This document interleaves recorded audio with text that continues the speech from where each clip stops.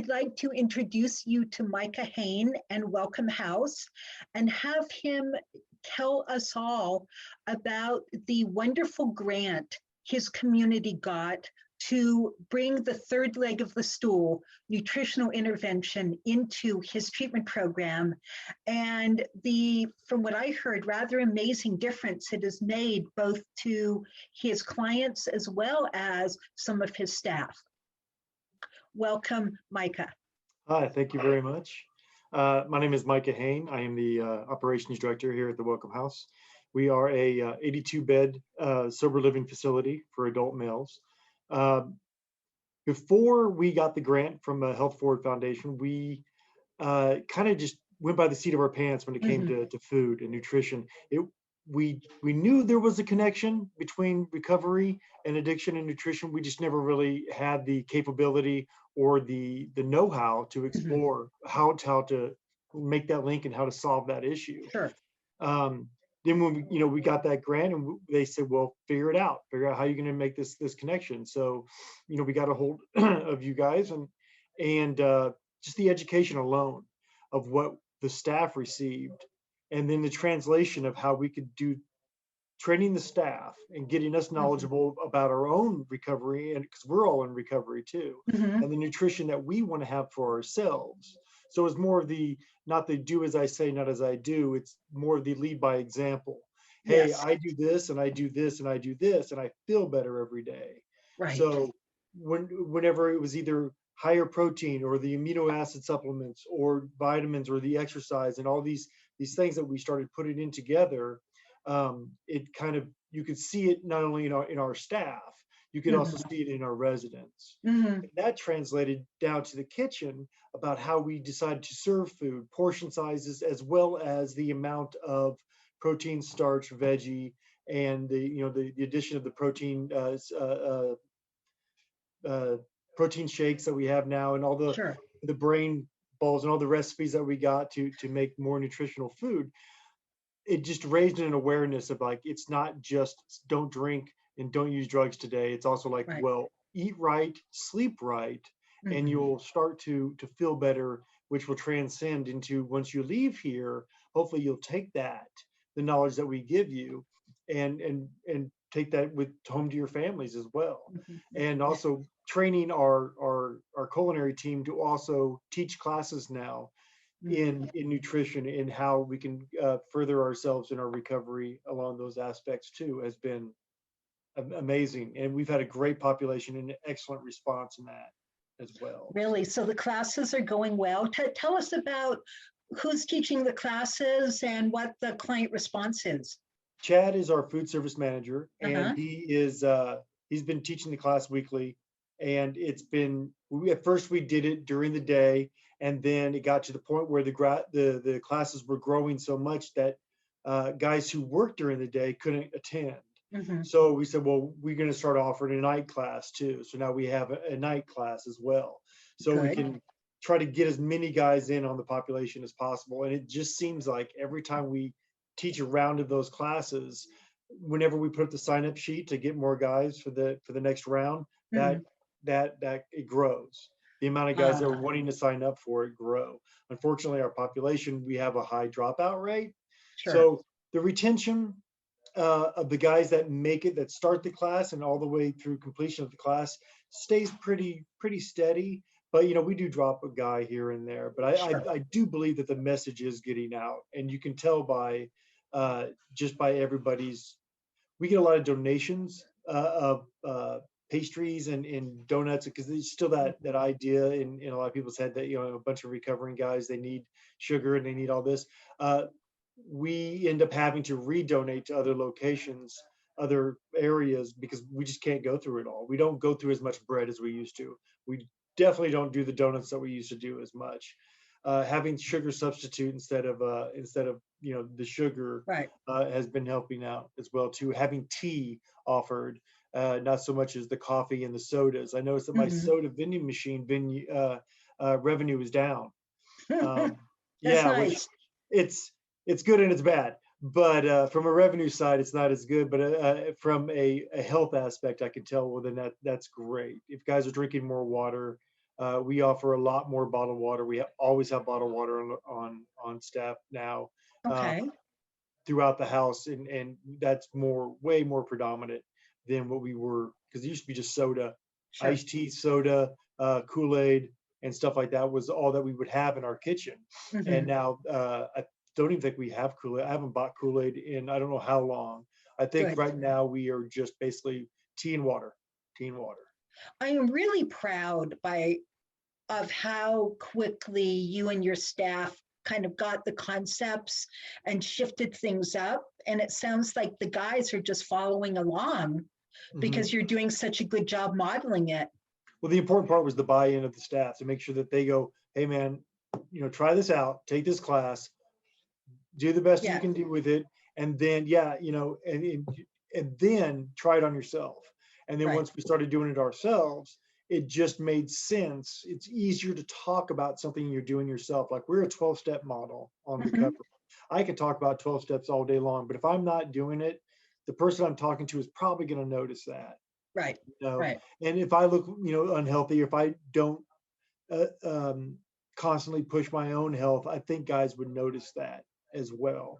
Yeah, So it's more, like I said, practice what we preach, yeah, yeah. Walking the talk, walking the talk. Exactly. walking the talk. Yeah, Mhm. yeah. So you said that some of the guys, that your hope is when they graduate, they would be bringing this into living on their own and into their families. Have you had a chance to see any of that happen yet?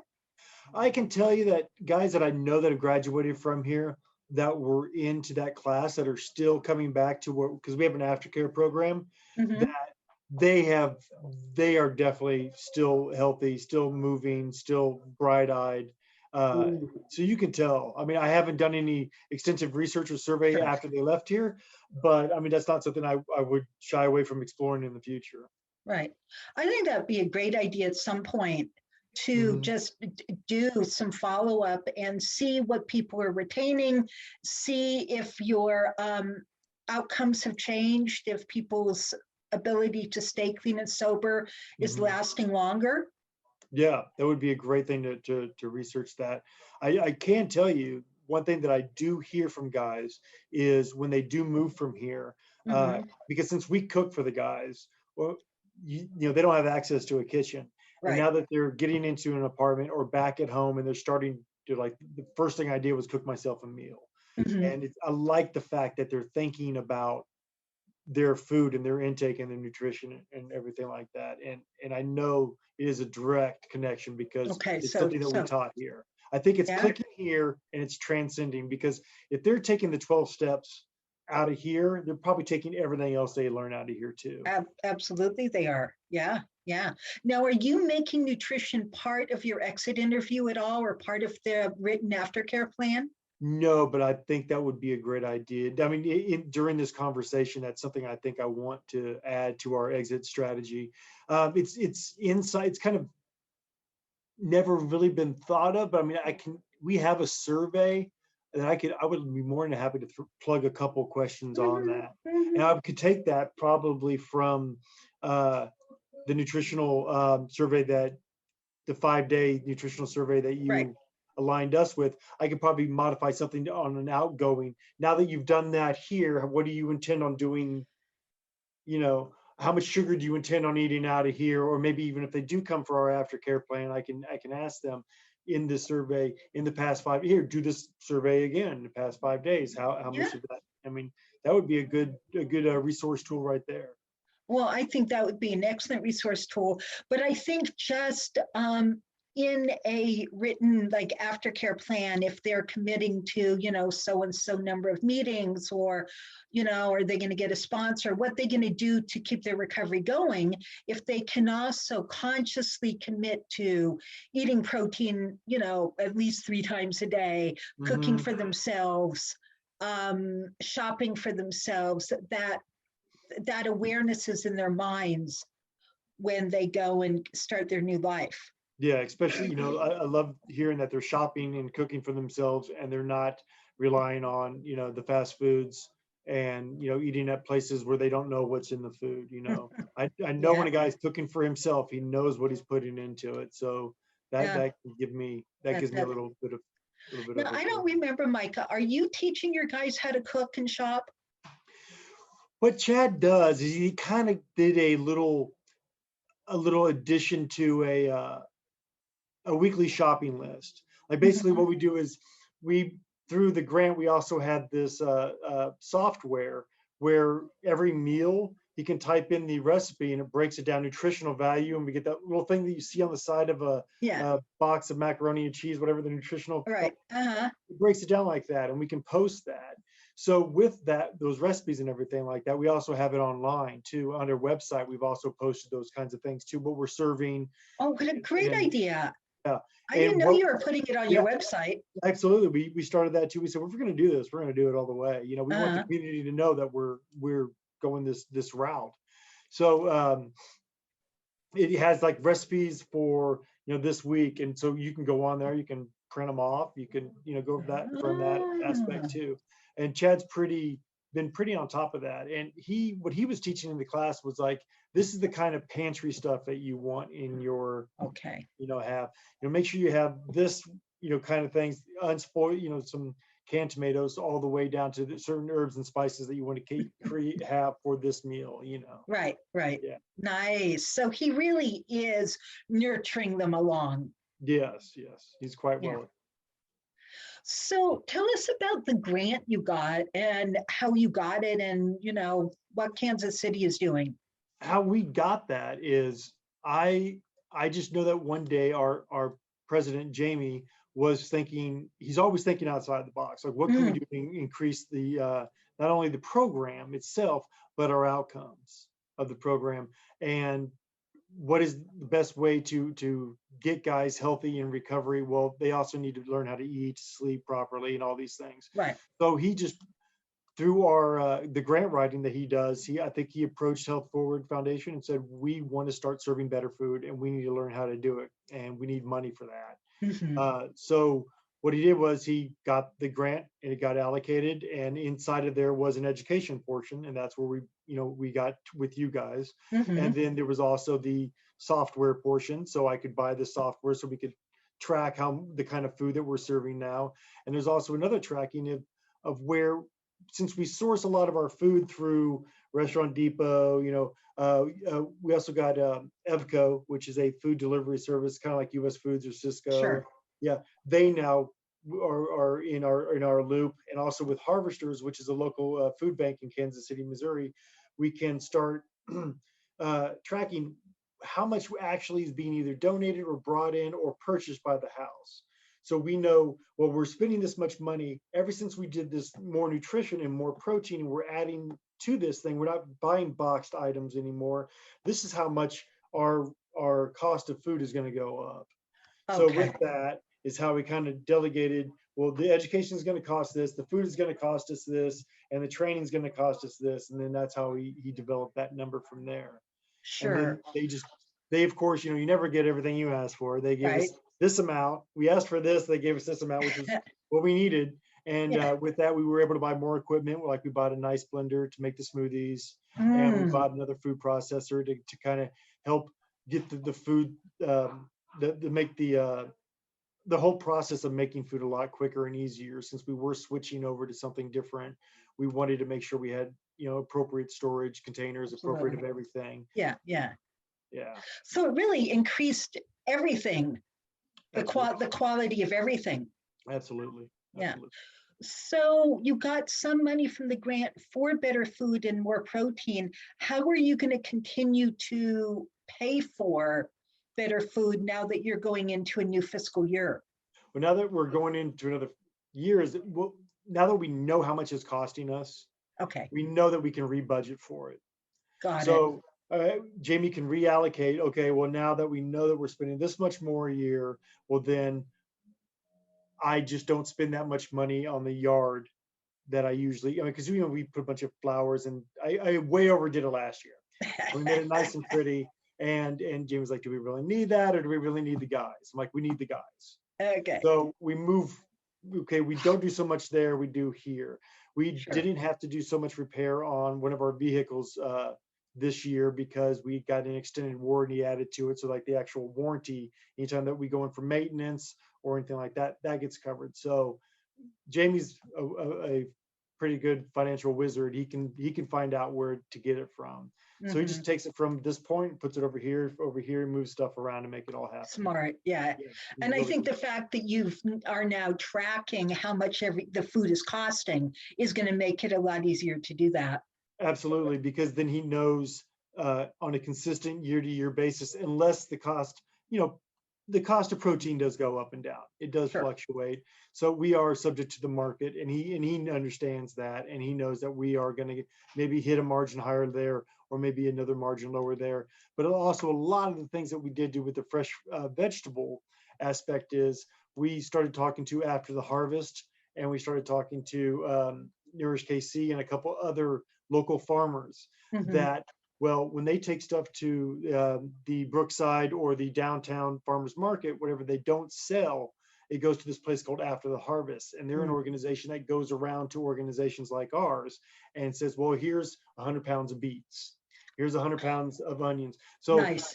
Yeah, that helps out tremendously, is the fact that we were able to reach out to other local farmers and other organizations, to community farms basically, and be able to get a lot of the stuff that we used to have to pay for or go without.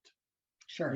Lovely. So like a long time, it was hard for us to get certain things. It was hard for us to get fresh food because that's not what people were donating. Right. Luckily, the community of Kansas City has really stepped up its game on its nutrition alone. We have a lot more local community farms and little tiny plots of land that are just dedicated to growing green beans. You'll see that nice. in like urban areas that you never would have seen that, 10 years ago. Yeah. And I've noticed that the city's changed a lot too. So getting the help from the community has been very well too. Nice. So what do you think is the biggest benefit you see in your guys on their kind of day-to-day recovery and day-to-day life in the treatment program as the result of the better food? The smile on their faces. More smiles. More smiles. Way more smiles. I can tell you right now. That's amazing, Micah. Yeah, you don't know when you get into a place like here, you don't know how bad you look. You don't. You're just so used to seeing this rundown person for so long, you don't recognize yourself, and so you don't really thinking about what other people see in you. But I can tell you from experience, seeing a guy who hasn't really had a good meal in quite some time, and then consistently be able to have that and know that it's not boxed mac and cheese and that it's actually has some nutritional value. And then on top of that, you say, here's why we're feeding you that. Yeah. So they understand. Take this class. Yeah. Then you start connecting the dots. Then your recovery starts taking off a little bit more. The fog is lifting. You start understanding why things are done certain ways. And I think the fact that I can easily tell the difference between somebody now who's been here 2 or 3 months and has been eating properly and has maybe even started the nutrition class and has, going on, to how it was 3 years ago, 2 years ago, a year ago, before we started this program, how a guy looked after 3 months. I can tell you, I remember, and it's a whole difference. It's a huge difference. Just, you can tell the color, tone of skin is different. Yeah. Well, That's what I was hoping to hear. And that's why we do what we do, because we really believe that once the brain's online, people can participate in treatment so much more robustly, and everything gets better, as you said, from the fingernails to the, their quality of skin and their ability to participate in recovery more deeply. Absolutely. And because now that once you get, the further and further you get away from your last drink or your last drug use, you start to realize I have choices. I don't have to use today. Well, once you start making decisions for yourself, logically, what you're going to start thinking of, what am I putting in my body? I'm not putting the booze or the dope or anything in my body anymore, but I'm still eating these donuts. I'm still drinking this caffeinated soda. After a while, I think once you start being able to realize that you can make decisions and better decisions, you just start to change. And plus, when your roommate is doing this, and he's looking better and he's feeling better. Healthy living to me is catchy. Right. It, Yeah, it is. it's caught on. Once you see somebody else doing it and you see that they're feeling better, what are you doing that's making you feel better? Okay, so you're working some steps, you have a sponsor, you got a job. What else are you doing? Because I'm doing that too, but you look a lot better than me. Mhm. Oh, I eat a bunch of fresh fruit and veggies every day, and I don't eat potatoes, and I stay away from potato chips and sugar. Oh, okay, well maybe I'll try that for a week. And Yeah. then, we give them all these surveys about what are you eating, how much protein are you eating a week, and our counselors are on top of them about, how do you exercise at Yeah. all? Why are you taking the elevator? Why don't you take the stairs? It's a big thing we've been pushing too. Take the stairs. Oh, good. Unless you have a medical reason to use our elevator, we have these little passes I created. You don't take the elevator unless you need it. If you have a Okay. cane, I understand. If you have a medical issue, absolutely use the elevator. If you're 25 years old, you can run up and down these steps. And we that's something that we've been pushing that as well too. If I can't make you use our gym, I can make you use the stairs. Right. Okay. So any final thing you'd like to leave us with? If anything, I could highly suggest is if you, whenever you have other organizations and other people try your program and go with it, get all staff involved. Mhm. It was a long course. It was like 5 months, but the amount of knowledge that you got into that amount was easily digestible. And Good. then it was also translatable into my own life, as well as I could also talk about it with others. And it was easy enough for me to learn. Then I can also teach somebody else that thing too. Mhm. That was the best part for me, was what I've learned, what I need for myself was fantastic. But I mean, ultimately it is for our residents. But I think the most important thing that we got out of it was we want to make sure our staff. Well, I'm happy that you personally benefited from it, Micah, Oh, absolutely. because you guys Absolutely. matter too. Yeah. Well, yeah, I mean, I got to stay healthy so I can help others. Yeah. But Yeah. I can tell you right now, my sleep has never been so good. Mhm. Fish oil, I love it. I don't know why. I don't know how I ever did not have GABA or fish oil. I don't know how I didn't have it. Uh, And if it wasn't for those things that helped me balance out the missing link in myself. So mhm. I think that's also another way I can see it in other people more, because I saw it in myself. Mhm. And it's like how I can see the joys of recovery in myself. I can see it when a guy is fulfilling his portion of his recovery. Sure. Sure. When happiness It's starts like to you come back don't. in his life. Yeah. It's like you don't know what you don't know. Don't know what you don't know. Yeah. And Yeah. I did not know. I mean, I knew eating that Snicker bar was not good for me, but I didn't know to what effect, and I didn't know how good I was going to feel not eating that Snickers bar. Sure. I can't Sure. tell you the last time I had a candy bar. I don't know. I don't know. All I know right. for a while there, I was eating one of those big dark chocolate bars every night, when I was going home, and for, just sit on the couch, eat some chocolate, maybe some ice cream. And I can't even, I don't know when the last time I had that. Mhm. Mhm. And your sleep's better, and you Oh, feel fantastic. better. Yeah. Yeah. I sleep easily 6 to 8 hours every single night, when in comparison to, it used to be around 4. And it was always a lot of tossing and turning. Sure. My caffeine intake was huge back then. And Yeah. I know my water intake's a lot higher now than it ever has been. And I know my protein is more consistent. I've always eaten Mhm. protein, but I know it's consistent now, which Mhm. I find that to be important too. The times of day that I eat my protein. Right. I kind of aligned it with how often, just a hard boiled egg. Yeah. I Yeah. bring 2 to work every day. And that's been part of my, gosh, ever since the first time I think you mentioned that, I got one Yeah. of those little egg steamers. Yeah. And steam 7 at a time. So that's my week's worth of egg, at work. That's easy. Yeah. Yeah. And now my fiance, she eats boiled eggs now too. So That's yeah. cool. Well, and now you know why it matters. Yeah. Not Yeah. just, yeah, we're supposed to eat better, Yeah. right? But now Yeah. you know why we're supposed to eat better. I can feel it. Yeah. Mhm. All right. Well, Micah, thank you so much. Absolutely. And I just wish you all wonderful, wonderful things in your future. Thank you very, very much for everything that you've done for us. I really appreciate it.